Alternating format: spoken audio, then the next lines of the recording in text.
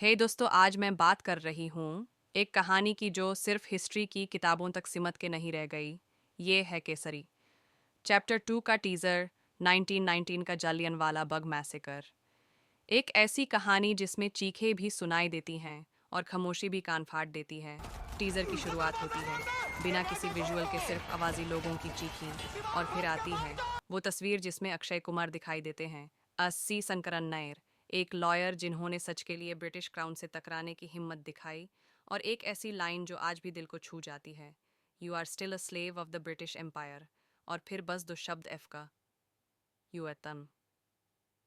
ये वर्ड्स सिर्फ गुस्से का इजहार नहीं थे, ये वर्ड्स थे एक पूरी जनरेशन के दुख और गम का नतीजा। लेकिन ये सच है कि इस सत 1919 के इंडिया में ये वर्ड्स यूज़ किए गए होते, शायद नहीं, लेकिन क्या ये वर्ड्स उस वक्त के इमोशंस को दिखा पाते हैं? बिल्कुल, जलियनवाला बग में सिर्फ लोग नहीं मरे थे, वाहन आस्था मरी थी, विश्वास मरा था, और इंसानियत खुद को खो चुकी थी। टीजर में सिर्फ 30 मिनट की फायरिंग दिखाई गई, पर असली मसेकर 10 मिनट तक चला। लोग बिना किसी वजह के गोली का शिकार होते गए, और 12 घंटे तक उनका दर्द उस बगीचे में सुनी आंखों के साथ पड़ा रहा। सर सी शंकरन नायर के लिए ये सिर्फ एक केस नहीं था, ये था इंसाफ का जुर्म। वो कोर्ट में खड़े हुए सिर्फ लॉयर बन के नहीं, वो खड़े हुए एक इंसान बन के जिसे अपने देश की चीखें सुनाई देती थी। और अक्षय कुमार का वो एक एक्सप्रेशन, वो आंखों में झलकता दुख, वो गुस्सा, वो कुछ कह रहा था।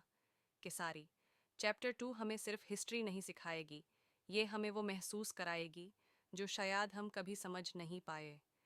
फ्रीडम सिर्फ एक वर्ड नहीं है, ये वो खुशी है जो उन गिद्ध भरे आसमान के नीचे भी जीवित थी।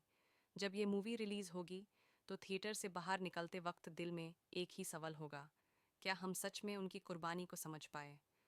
तो दोस्तों, इस कहानी को ज़रूर देखो, क्योंकि कभी कभी हिस्ट्री को महसूस करना पड़ता है, और वो एहसास ही हमें सही इंसान बनाता है। मिलते हैं अगली वीडियो में।